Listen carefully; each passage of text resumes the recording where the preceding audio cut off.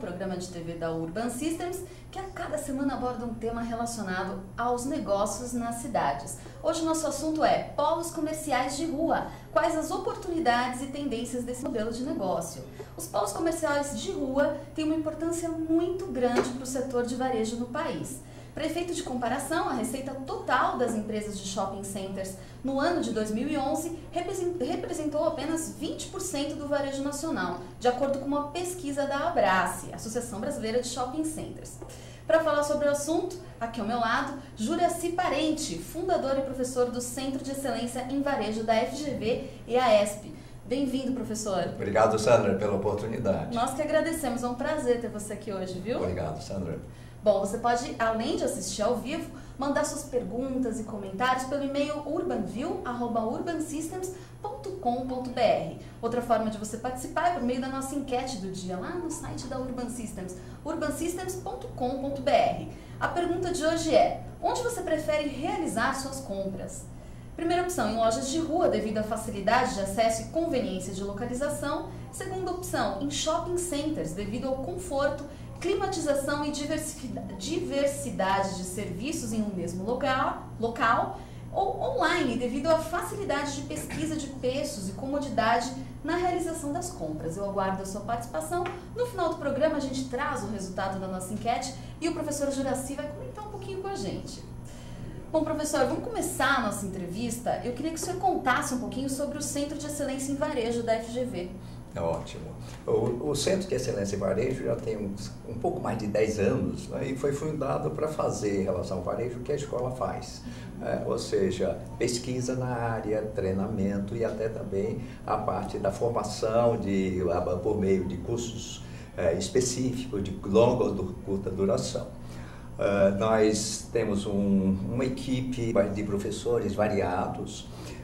Temos vários cursos regulares na escola, na área de varejo, temos cursos na graduação de varejo, temos cursos também na pós-graduação, e temos vários alunos do mestrado e doutorado fazendo suas teses e dissertações em temas muito novos e instigantes sobre o varejo. Temos também feito vários programas ligados à parte um pouco de responsabilidade corporativa. Tivemos um programa grande de responsabilidade social no varejo, fizemos vários prêmios, temos 3 livros publicados na área de responsabilidade corporativa no varejo.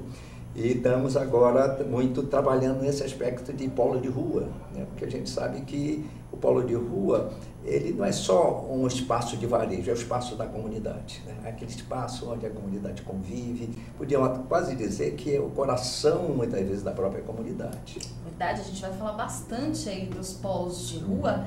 E o senhor fundou, inclusive, o Centro de Excelência em Varejo da FGV. Como é que surgiu a ideia? Essa era uma ideia longa que a gente tinha. A escola tem vários centros de estudos. Então, o centro de varejo foi quase uma evolução natural. Havia um grupo de professores interessados nessa área de varejo, e isso foi um processo quase natural de conversas entre os diretores e os professores com a ideia de fazer esse centro. Quem são os apoiadores do centro? Muito importante Exato, porque assim, é interessante que o centro de varejo ele sobrevive com os seus próprios recursos. Então a escola dá um espaço, mas todos os recursos para pagar equipe, para pagar manutenção, para pagar pesquisas que fazemos, todos nós dependemos de apoiadores. Então são em geral empresas de varejo, com uma Magazine Luiza, uma Renner, um Pão de Açúcar, e também associações, né? Temos associações como a Associação Paulista de Supermercados, a Associação Comercial, empresas que reconhecem que eles têm só o próprio benefício de incentivar a formação de pessoas especializadas em varejo. Então essa é agora sempre é um desafio, né? Esse desafio de educar a iniciativa privada, as empresas, que ao ela nos apoiar, nós estamos também dando um retorno, né, para elas em termos de formação de pessoas, de pesquisas. Então, Isso tem melhorado? Essas empresas não, olha, essa é uma luta, luta grande, é uma luta sim, diária. é uma luta diária. A gente tem contratos anuais, né, de patrocínio e uma série de benefícios. Então, o patrocínio, as empresas que patrocinam, elas podem ter, por exemplo, 5 vagas nos eventos que nós fazemos. Nós fazemos cerca de um evento por mês, sobre temas variados. Fizemos na semana passada, não ainda essa semana ainda, um evento sobre o Big Data, como o Big Data está mobilizando. Agora, no dia 20 de maio, vamos estar fazendo outro evento sobre governança corporativa e profissionalização em empresas de varejo. Então, são temas realmente de interesse do dia a dia da gestão do varejista. Então, esses patrocinadores podem, não só muitas vezes nós os convidamos como palestrantes, muitos deles gostam porque é uma maneira de interagir com o nosso público, que em geral são empresários, alguns alunos também, mas basicamente são empresários do setor que querem aprender por meio das falas e das exposições das melhores práticas.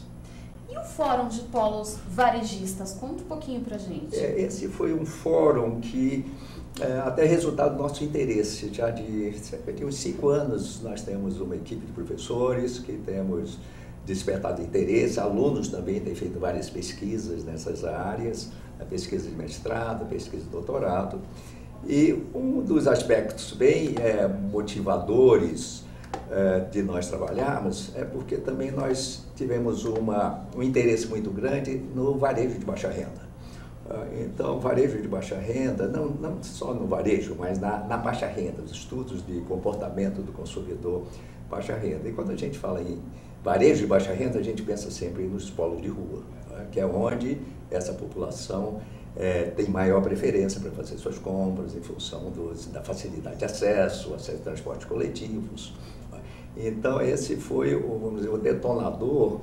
E também começamos a ver que no mundo todo havia esse esforço, em vários países, como Inglaterra, um esforço de revitalização dos polos, por reconhecerem que os polos, se eles decaem, como o centro de São Paulo, um pouco essa degradação e todo o esforço de revitalizar, às vezes decaiu porque deixou de decair.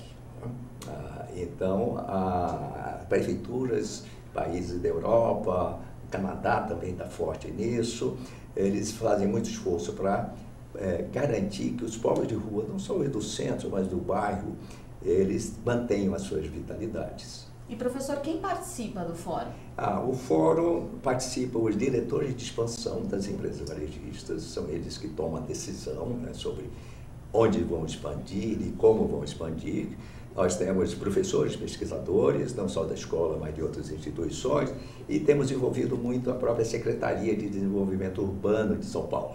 O secretário, o Fernando Mello, tem nos dado bastante apoio, tem participado dos nossos eventos, a equipe participou bastante, tem participado dos nossos seminários e encontros, e é muito agradável perceber a vontade da Secretaria de Desenvolvimento de estar mais próximo e estar mais próximo da iniciativa privada também, da academia. Interessante essa sinergia, sim, né, com a iniciativa privada. Bom, no ano passado, 2014, ocorreu o seminário GVSEV, Polos Varejistas de Rua, Oportunidades para o Varejo e para a Revitalização das Cidades, do qual, inclusive, o Tomás Assunção, presidente da Urban Systems, participou. Conta um pouquinho pra gente os resultados aí desse evento, das discussões geradas. Olha, foi um dia inteiro de encontros, de palestras, de discussões. Nós tivemos uma apresentação do secretário Fernando sobre o plano diretor e sobre a prioridade que ele estava dando para o desenvolvimento das centralidades na cidade. Depois nós tivemos uma visão muito interessante sobre o que tem sido feito na Inglaterra, sobre a revitalização dos polos de rua, exemplos muito marcantes de como a iniciativa privada e a gestão pública desenvolvem suas parcerias e a prioridade que eles dão. Tanto que existem já publicações mostrando as best practices, né, as melhores práticas do como fazer essa revitalização.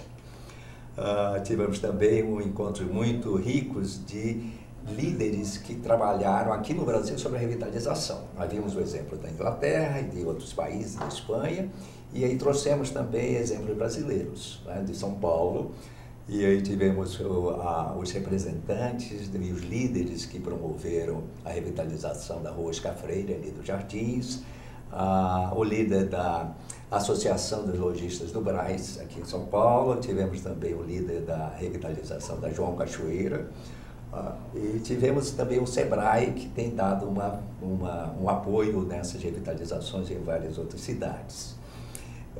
E assim, é fantástico ver como esses líderes são quase Don Quixotes, né? Porque eles precisam ter um ideal muito grande, né? Porque precisam contagiar o grupo dos lojistas, que precisa ser feito algo para revitalizar, precisam entrar em contato com a gestão pública, né, para mostrar projetos. Então, assim, são heróis, né? E é difícil você encontrar heróis para fazerem isso nos outros polos. Então, parte do nosso trabalho é tentar ver como a gente pode facilitar um pouco o surgimento dessas iniciativas. Uma cidade como São Paulo, que tem, além do centro, tem uns 60 ou mais polos grandes varejistas, né? Tem um mapa que eu quero mostrar para você depois, sobre como isso é forte e como a maior parte da população de classe média e alta, os executivos, desconhece. Existe um certo preconceito, não sei se é essa palavra, certeza. A gente estava conversando um pouquinho antes da entrevista. Isso. Como é que vocês, pesquisadores, têm visto isso? Olha, durante os anos? Assim, ela tem diminuído, não é, até pelo próprio aumento da renda da classe C, D e E.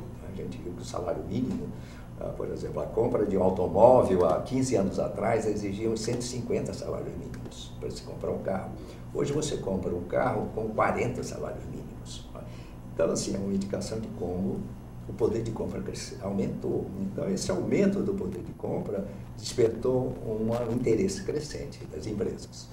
Então, existem empresas especializadas até que fazem pesquisa sobre o comportamento do consumidor de baixa renda, publicações estão começando a surgir, a academia tem trabalhado muito em entender as peculiaridades desse consumidor, e até algumas empresas de bem de consumo têm criado até executivos que são orientados a morar alguns dias com essas comunidades para que tenham desenvolver essa sensibilidade.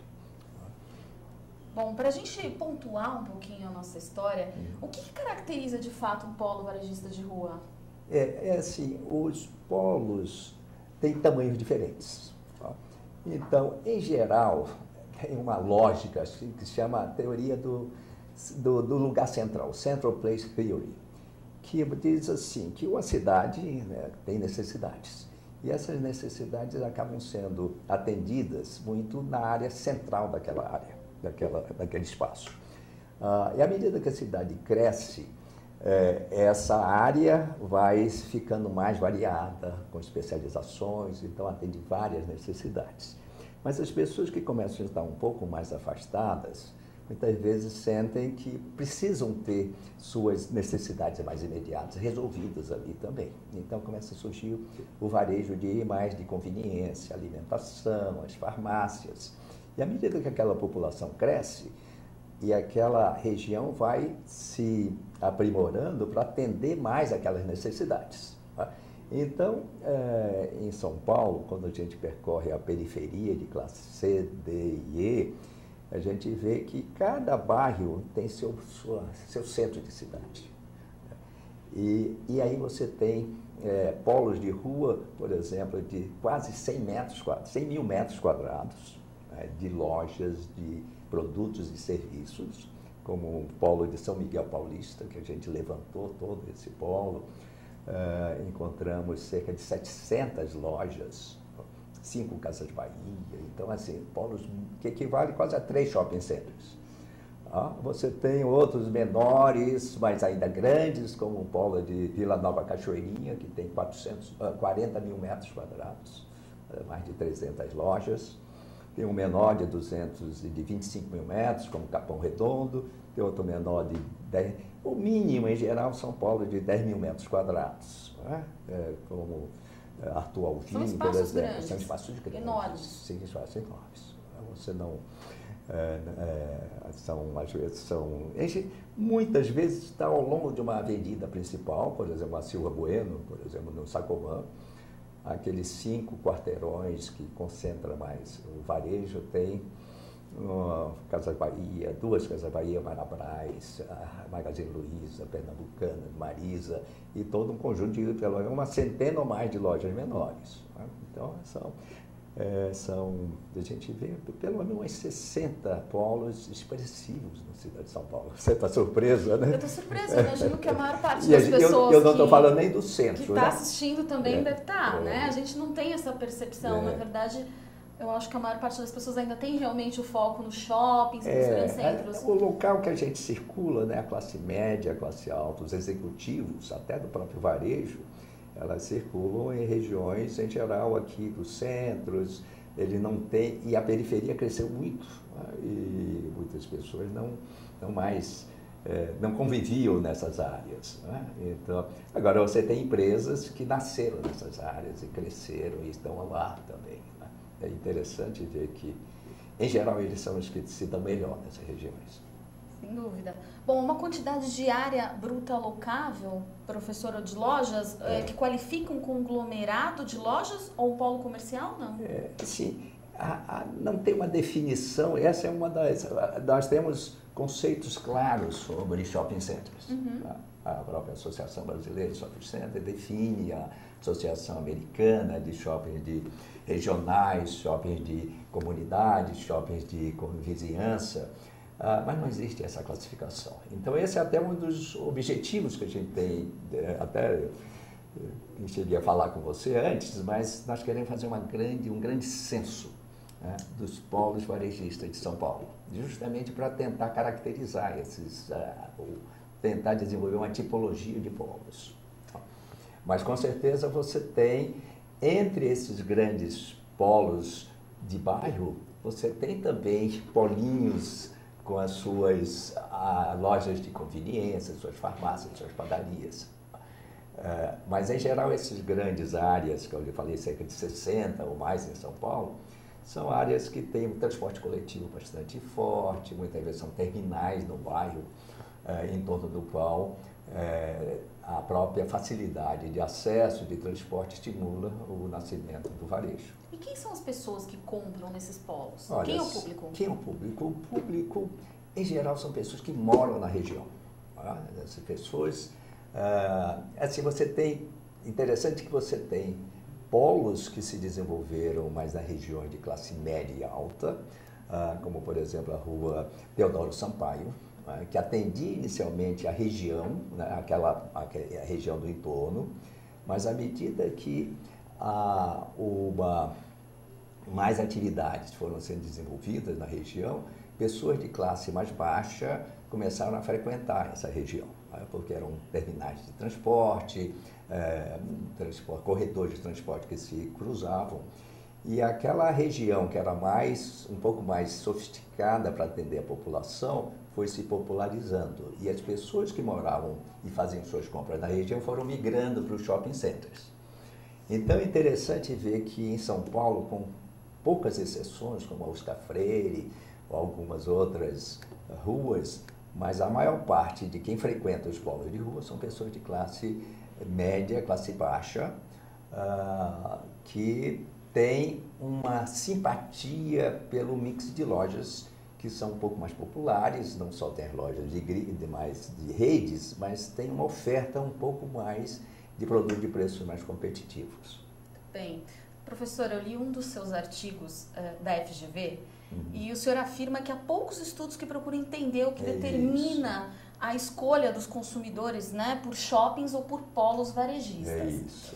Dá para a gente ter uma ideia de qual participação ou parcela de mercado, enfim, de vendas, de fato, dos polos versus os shopping centers? Não existe publicação, mas o que nós fizemos para estimar isso?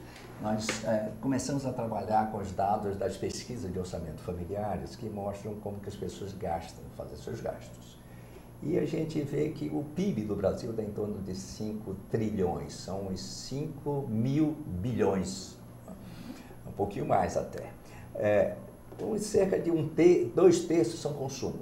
Então nós temos quase 3 bilhões, 3.500 bilhões de reais de consumo. E para onde que vai esse consumo familiar? Uma parte vai para produtos, então para produtos de alimento, não alimento, uma parte vai para serviços, e outra parte vai para outros gastos, como aluguel, como a aquisição de casas, são os impostos, as utilities. Metade vai para, desses 3.600.000, metade vai para compras de serviços e produtos, sem tirar automóvel. Tirei automóvel já. Então, o automóvel já são uns 400 bilhões por ano, bastante forte a venda por ano. Quando a gente pensa em lojas de produtos, e incluímos lojas de solução de refeição, são as lanchonetes, cerca de 1 bilhão de reais é gasto nessa atividade. Só quando nós estamos falando de gasto de... Aí estamos entrando alimentos também. Ok. Uma parte, as vendas de shopping centers fazem mais ou menos 13% desse total. Uma estimativa nossa de vendas em polos de rua, e aí a gente está falando mais de vendas de não alimentos, estou falando dos aglomerados de comerciais de rua versus shopping centers. Deve vender uns 2,5 a quase 3 vezes mais. Então, assim, e o resto é vendido em lojas um pouco mais isoladas, supermercados. Então, a gente nem percebe que polo de rua é pelo menos o dobro das poderoso. Vendas. Sim. Claro. Por que ainda a menina dos olhos ainda continua sendo um pouquinho o shopping? A gente conversou um pouquinho também antes do programa. Mas depende de quem você está falando, a menina dos olhos. Okay. É interessante ver que algumas grandes empresas, se você pensa, a maior empresa da área de não alimentos é a Casas Bahia. A Casas Bahia tem a maior parte das lojas da Casas Bahia localizadas em polos de rua. Uns 80% das lojas são em polos de rua, 20% em shopping centers. Se você pensa em uma Pernambucanas, também tem essa proporção. Se você fala de uma Marisa, por exemplo, você está falando de uns 60% em rua e 40% em shopping. Se você fala num C&A, aí já é o contrário, assim, 90% em shoppings, 10% rua, e a gente sabe que o público da C&A é predominante classe C. Então, assim, é curioso que algumas lojas que trabalham com público de classe C, classe B, até classe D, desprezam a localização. Pois é, e esse cenário, ele está mudando, essa proporção de alguma forma, essa balança? É recente, né? Eu acho que pelo aumento dos custos dos shopping centers, custos de locação, que ficaram muito caros, e também pela ideia que houve uma super produção, né? Super desenvolvimento de shopping centers, que algumas vezes cidades menores têm 2, 3 shoppings que não conseguem sobreviver. Então, algumas lojas não querem se arriscar em ir para um shopping que talvez não tenha tanto sucesso. E estão pensando em ir para a rua, porque é uma solução onde possivelmente os riscos são menores. E os custos muitas vezes são menores também. É verdade. Inclusive a Lojas Renner, que tem 93% de suas unidades em shopping centers, anunciou recentemente que vai abrir mais lojas de rua para poder manter o seu ciclo de expansão. Em virtude em virtude da redução da inauguração de shopping centers. Essa é uma tendência, professor? Começando a ser anunciada dessa forma, mas nós não estamos falando dos milhares de empresas varejistas que existem, que nasceram nos polos de rua, que cresceram nos polos de rua. Uma pesquisa que a gente fez sobre o varejo de confecção, interessante ver que assim, nos polos, na parte de confecção, cerca de 2/3 são lojas que têm uma loja só. Mas, assim, isso é impensável num país desenvolvido. É uma empresa quase 2/3 das empresas são empresas de uma loja só, nesses polos de São Paulo. Só uns menos de 10% são lojas de redes. Então, quando a gente fala, olha, eles não estão olhando o polo de rua, nós estamos falando lojas, talvez, já que estão mais focadas na classe média, classe alta, não estou olhando, mas assim, é um pouco até o próprio viés nosso, quando a gente diz, o varejo não está olhando. Como não está olhando? Mas é o varejo anônimo esse, né? Pois é, e que engraçado. Nós entrevistamos o pessoal da Abraça aqui e ele trouxe um número pra gente que o pessoal de renda um pouco mais baixo também está entrando nos shoppings, ou seja, existe um rastro até de classe D. Sim, com certeza, com certeza. Então, é um número expressivo. Com certeza. E daí a concorrência é muito direta, em que os shopping centers novos que estão sendo localizados em região de classe C e D exercem no próprio polo de rua. Então, eles competem entre si. E à medida que você tem mais shopping centers, essa concorrência começa a ficar mais ameaçadora para a sobrevivência dos polos. Há estabelecimentos considerados de passagem e estabelecimentos considerados de destino, certo? No caso dos polos varejistas de rua, existem dados sobre isso? Não. Que eu conheça, não. Tá. Agora, o que você tem, muitas vezes, são corredores de transporte coletivo que, pela existência de pontos de ônibus a cada quilômetro, ali em todos os pontos, você acaba desenvolvendo também um comércio pequeno e, muitas vezes, aquele corredor vira um polo de rua de corredor. Tá. Não é uma compra planejada, é uma compra de passagem. A gente pode... Não é isso. Não. Ali você tem... você tem as duas coisas. Muitas vezes alguém, por exemplo, o Largo 13, veja que o Largo 13 está num bairro de classe alta, ali, Santa Amaro. Mas quem que frequenta ali? Não é um morador de Santa Amaro. São pessoas de passagem. De passagem. Mas aquela passagem, então você tem pessoas de passagem rápida, mas também pessoas que vão lá fazer as compras. Então, estava falando de casa, não sei agora quantas Casas Bahia tem, mas tinham 5 Casas Bahia também nessa região. É uma região, o polo enorme lá do Largo 13. É bem grande mesmo. E como é que se formam esses polos? É a partir de alguma loja âncora? Não. Como é também nos shoppings? Ou posterior surgimento de lojas satélites complementares? É um crescimento totalmente orgânico. Totalmente orgânico. É claro que na hora que uma estação de metrô vai para uma nova região, aquela estação de metrô atrai. Então, algumas vezes nasce naturalmente pela própria iniciativa da população que mora no entorno, alguém que identifica, o empreendedor da região, né, que começa pequeno, começa a crescer, ou então as redes que começam a ver que tem uma oportunidade de uma nova estação de metrô, um novo terminal de ônibus, e aí começa a se localizar. Agora, mas a maior parte é bem orgânico o nascimento. Agora, professor, o senhor citou uma questão muito interessante que é da concorrência dentro dos polos de rua. A proximidade de lojas do mesmo segmento, nos polos varejistas, ela é vista de forma positiva, porque atrai mais público, ou ela é vista de forma negativa, porque gera uma certa concorrência? Em geral, é vista de forma positiva, porque boa parte das vendas dos produtos que são vendidos em polo de rua são chamados aqueles produtos de compra comparada. Nós estamos falando de confecção, nós estamos falando de calçados, de utilidades domésticas, de eletrodomésticos. Então, o próprio nome, né, produto de compra comparada, o consumidor quer várias lojas, quer percorrer, ver as novidades, a moda. Então, existe como se fosse uma sinergia cumulativa entre essas lojas. Agora, lojas talvez muito especializadas, talvez uma loja de instrumento musical. Se você tem 2, 3, talvez eles comecem a concorrer muito entre si. Então, mas em geral isso não acontece, né? A própria gestão do shopping, mas agora, em algumas vezes, como o caso ali da Rua Consolação, as lojas de lustres foram se localizando e elas formaram um cluster, né? Um cluster especializado, isso é muito bom. E por ser orgânico, como o senhor bem colocou, eu acho que a coisa vai ser... O público dita também o que fica e o que não fica, sim, claro. não é verdade? Sempre.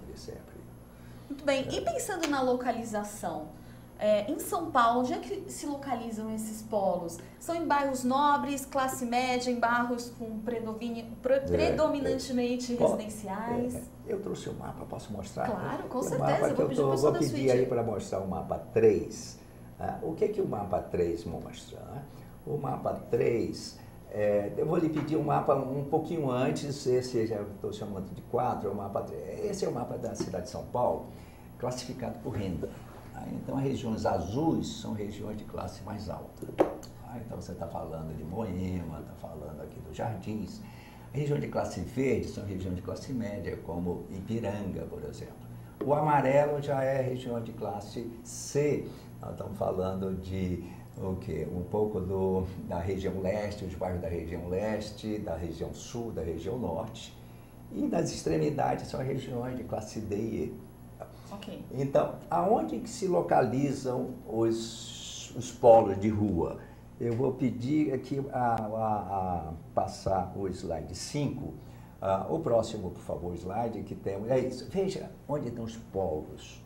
Você tem um grande polo. É diversificado. Muito, está vendo aqui na região leste, a quantidade de polos. Eu acho que aquele 60 lá em cima, eu acho que é São Miguel Paulista, por exemplo, eu acho que é 61, que está lá bem na direita. O Largo 13, você vê, curiosamente, está meio na região azul ali de classe alta.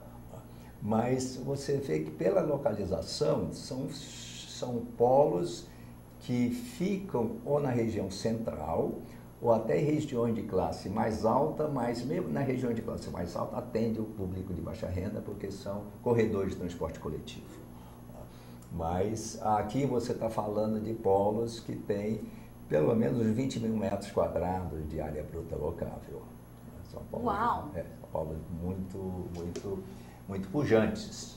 Então fica bem claro, então, com esse mapa que não é classe social, não é áreas residenciais ou não, quer dizer, é a necessidade mesmo, são os corredores que trazem esses polos e a necessidade do público, de Exatamente. Ou o público que mora na região, principalmente na região de classe C, D e E, e também aquelas pessoas que passam pela região de classe A em função usando o transporte coletivo. Perfeito. E se a gente pensar nessas características, as diferenças, as principais diferenças e semelhanças com o modelo de operação do shopping centers? Sim, interessante ver que tem muitas semelhanças. Os dois são sistemas que a gente podia dizer sistemas abertos. Ele mantém relação de troca, mas o polo de rua é muito mais aberto que o shopping, até pela própria arquitetura. Os shopping centers são cercados de muros. Muitas vezes eles mantêm pouca conexão com o entorno, quase se fosse uma ilha. Enquanto que o polo de rua, assim, as ruas todas têm um acesso em torno.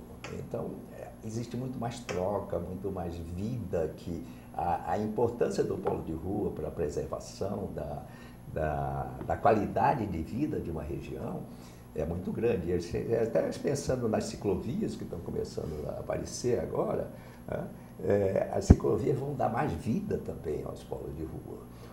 Então, eu sei que o novo plano diretor não vai privilegiar shopping centers. Ele vai privilegiar espaços onde a comunidade possa andar menos, estar próximo mais das suas casas. Pois é, e sobre a revitalização desses espaços, desses polos? Nós estávamos conversando um pouquinho sobre isso. Existe um benchmark em outro país? O que a gente pode esperar desses polos? Eu acho que o governo, a sociedade, os gestores públicos têm que ter mais consciência do papel social e do dinamismo urbano que os polos trazem para a cidade. Eu acho que isso não está sendo considerado de uma forma clara. Por exemplo, na gestão passada, houve a reforma do Largo da Batata ali e basicamente mataram o varejo da reforma. Então, nós entrevistamos, um dos alunos nossos fazendo um trabalho sobre isso, sobre conversando com o varejo, conversando até com órgãos da prefeitura, e se percebeu na parte pública uma desintegração entre os vários responsáveis. Ninguém estava com clareza, uma visão holística daquele projeto. Os varejistas se queixam que não foram consultados. Então, assim, eu acho que a gestão pública tem uma boa intenção, reconhece a importância, mas não estão, eu acho, atentos e empenhados em preservar e dinamizar esses povos. Eu acho que deveria haver um maior esforço de entender exatamente o papel que esses povos já fazem, já estão realizando. E, em torno dessa realidade, construir, então, muitos dos aspectos de legislação do uso do solo. Muito bem. E os strip malls? Os strip malls são um modelo bem menor que o do shopping center, né? Um conglomerado de lojas, normalmente compartilhando um mesmo espaço de estacionamento, com entrada controlada ou não, em uma área comum, não necessariamente em uma grande frente para a via. Esse modelo, ele é concorrente dos polos? Ou ele é um complemento? É um complemento que atende bem aquela região. Em geral, esses espaços são desenvolvidos, por enquanto, ainda em região de alta renda. Por isso que eles são mais visíveis, né? Nós estamos vendo. Mas eles têm uma área de venda relativamente pequena. Você está falando de polos de 1.000 metros quadrados, ou um polo de 2.000 metros quadrados, não mais do que isso, quando você compara com um shopping center de 20.000 metros, 30.000 metros quadrados. Então, é um pequeno concorrente de principalmente lojas de conveniência, é o cabeleireiro, é a farmácia, é uma agência de banco, é um restaurante específico. Então, ali atendem muito bem aquela necessidade de consumo mais imediato. E cumprem uma ótima função. Sem dúvida, sem dúvida. No ano passado, muitos shopping centers tiveram sua inauguração postergada devido a incertezas econômicas e maior dificuldade em fechar os contratos para as operações comerciais. A gente percebe que, apesar dos resultados resistentes aí no último trimestre, as operadoras de shopping center preveem que para 2015 um ano de contenções, com uma estratégia menos agressiva de crescimento e novas aberturas e foco nas operações internas.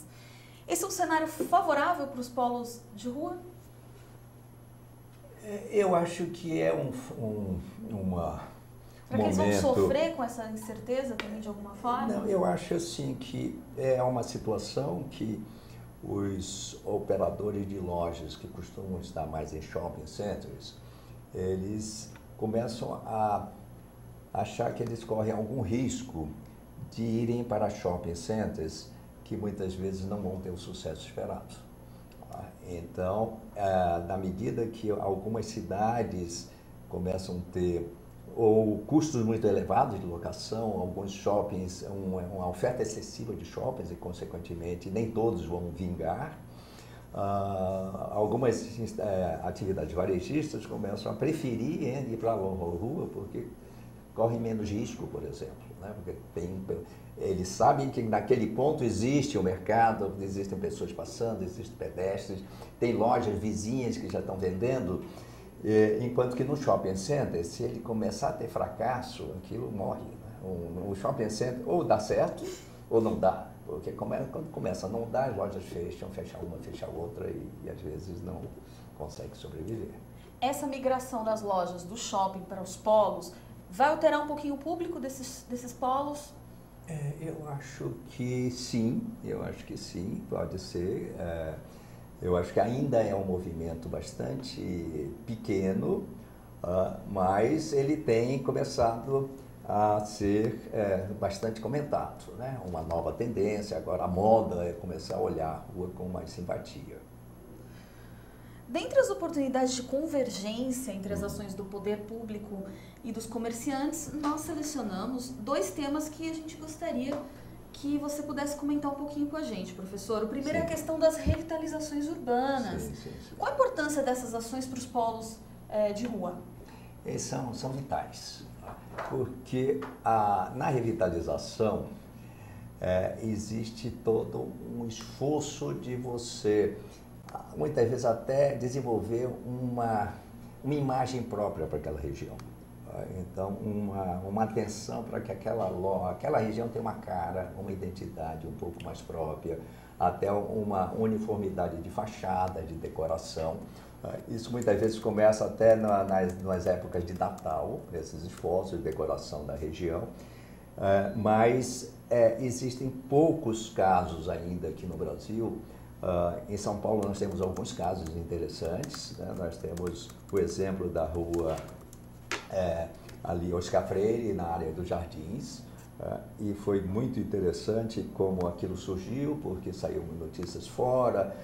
Uma das ocupantes ali era a Rosângela, que elas, vendo que a Oscar Freire era uma rua bastante cara, conversou com seus vizinhos, eles conversaram, então essa região começou então a procurar desenvolver um projeto que desse uma cara mais consistente com o tipo de lojas que eles tinham.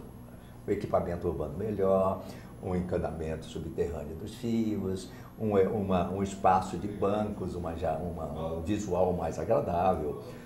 Então, esse é um exemplo em que houve uma parceria público-privada bastante interessante e que deu muito certo. Você tem uma operação como a João Cachoeira, aqui em São Paulo também, tocada pelo Felipe, na UFEL. Ele foi o líder dessa área, então trabalhou bastante para criar essa associação. Isso foi feito talvez uns 10 anos atrás, então houve uma remodelação da rua, mas precisa ser mantido, né? Então, como a João Cachoeira, o grupo não conseguiu manter essa associação tão ativa mais. O Brás também tem esse esforço.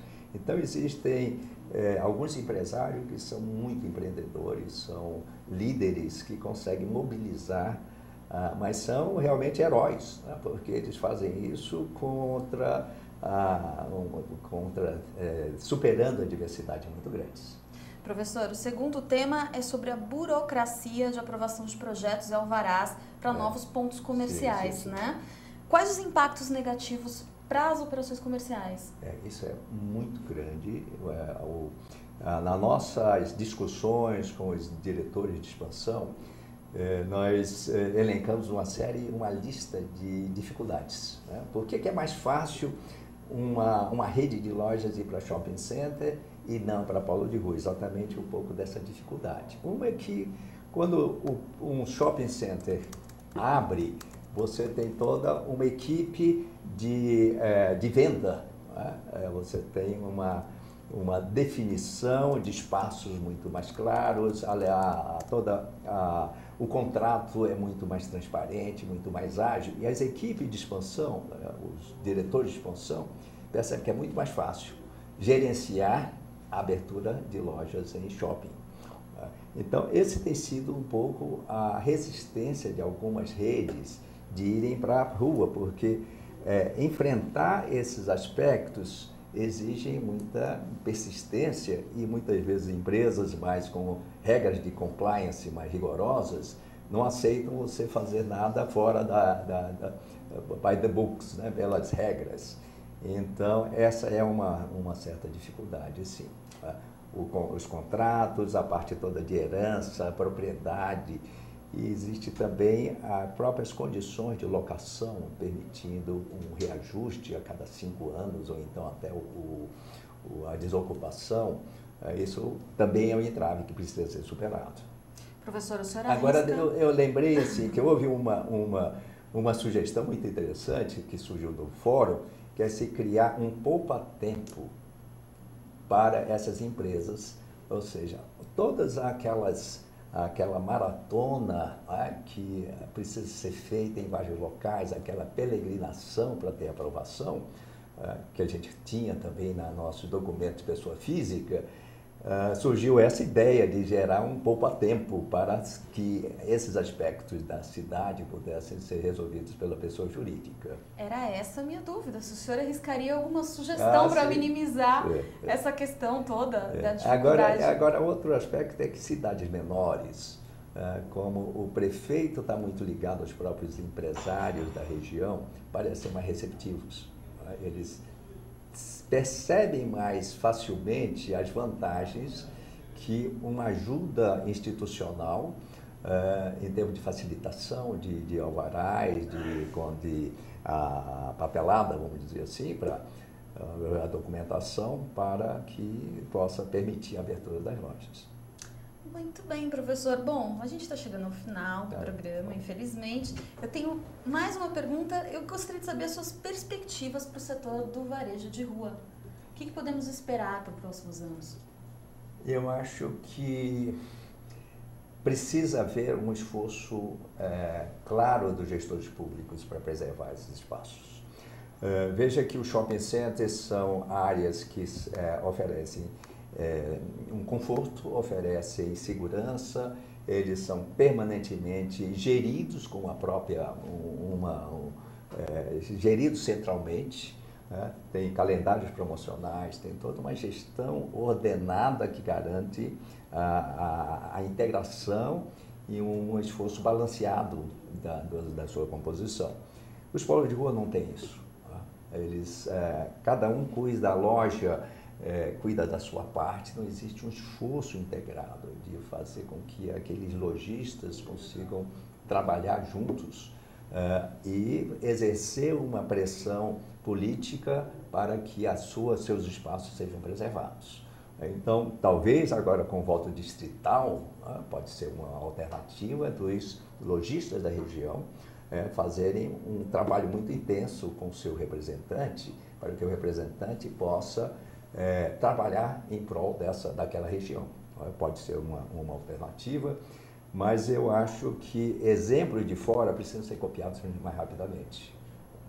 Porque imagina aqueles 50 polos que estão no entorno, se eles começarem a decair. O valor da propriedade cai, declina, o crime chega, as drogas. Então, uma grande reclamação dos lojistas é que eles querem, a gente entrevistou lojistas também, eles querem um apoio maior, segurança maior. Uma aluna nossa, que fez um doutorado, pesquisando o varejo de rua, disse que foi para São Miguel Paulista fazer a pesquisa. Olhei lá, não encontrou nenhum banheiro público. Ela disse, eu comecei a fazer a pesquisa, procurei, tive que voltar correndo, pegar o trem de volta. Disse que no segundo dia, finalmente encontrou uma loja que tinha um café e tinha um banheiro. Mas imagina o desconforto. Como que numa região que tem 700 lojas, um movimento fantástico, não tem uma estrutura mínima de conforto? Então, assim, o mínimo de planificação das calçadas, mínimos itens de conforto, né, de bancos, de informação, de segurança, precisa ter. Então, com o crescimento dos shopping centers, se não for oferecido esse aspecto, ainda mais com a classe D começando a ter seus automóveis, os polos de rua vão morrer. Então, assim, eu acho que é crítico o momento. Nós pesquisamos profundamente 3 polos. E conversamos com 300 lojistas, cerca de 100 de cada polo. Em um desses 3 polos, foi um São Miguel Paulista, o outro Vila Nova Cachoeirinha e o outro Capão Redondo. Em um desses polos havia lojistas, 2 vezes mais lojistas, dizendo que as vendas estavam diminuindo do que crescendo. Então, um deles está decaindo. Tá? Então, essa é uma situação preocupante, porque com o que vai acontecer com o valor da propriedade, o que vai haver com toda uma infraestrutura dinâmica que existe ali. Verdade, então é um alerta. Parte do que nós estamos fazendo, a motivação nossa de trabalhar com o polo de rua é fazer um alerta, né, aos gestores públicos, dizer, olha, se trabalhar agora, tem uma forma rica, saudável de manter isso. Mas se desprezar, vão ocorrer vários centrinhos de São Paulo nessas regiões todas. Então, esse é o apelo que a gente faz, esse é o nosso trabalho no Centro de Varejo, de sermos catalisadores de uma atenção maior, não só do gestão pública, mas eu acho que as associações varejistas, a Associação Comercial, a Federação do Comércio, eu acho que são bandeiras que eles precisam empunhar em função de iniciar esse processo. Então, agradeço muito essa oportunidade de estar aqui, Sandra. E porque você me ajuda exatamente a fazer essa ajuda a divulgar, vamos dizer, essa necessidade que nossas cidades têm. Essa é a nossa função aqui, poxa, bom, né? A função do UrbanView é exatamente agradeço muito, Sandra, a oportunidade. Eu que agradeço. Mas antes, vamos descobrir onde as pessoas preferem realizar as suas compras, que é a nossa enquete do dia. Olha... Vamos lá, olha, eu vou te falar o resultado que a gente teve aqui, hein, professor?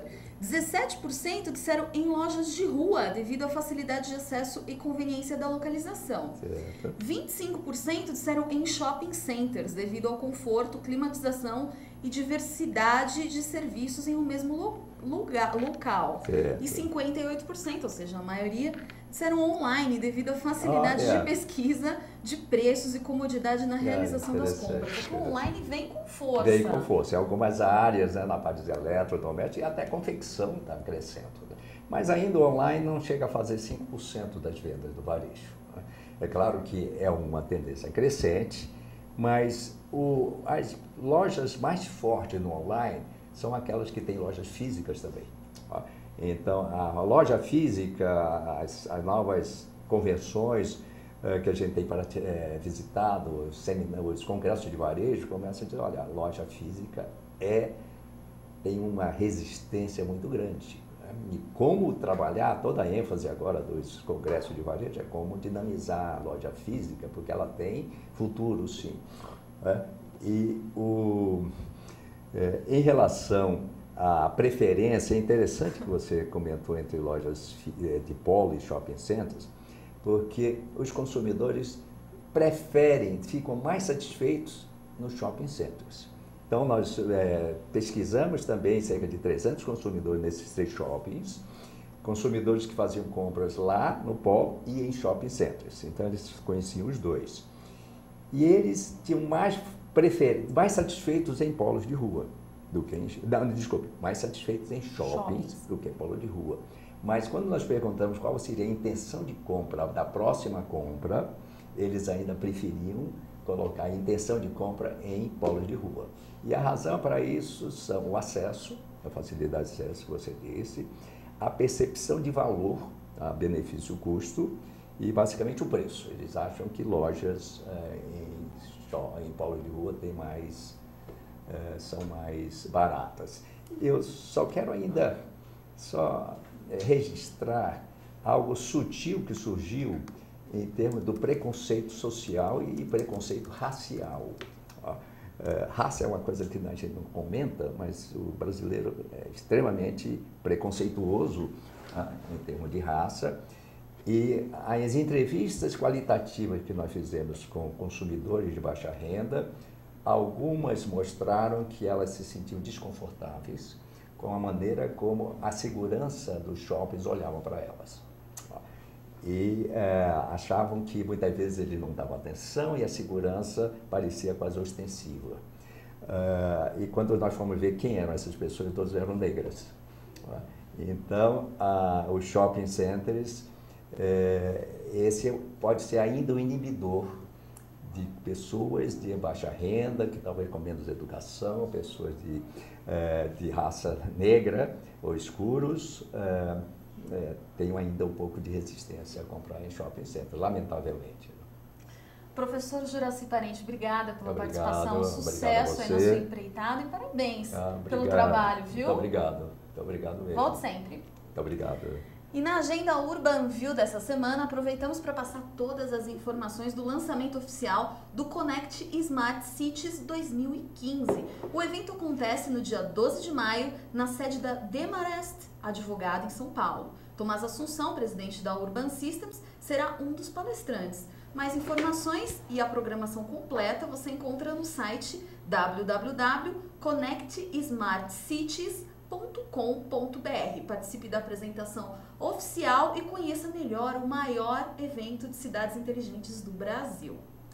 E eu te aguardo no próximo Urban View, que terá como entrevistado André Fructuoso, diretor superintendente da Algar Patrimonial.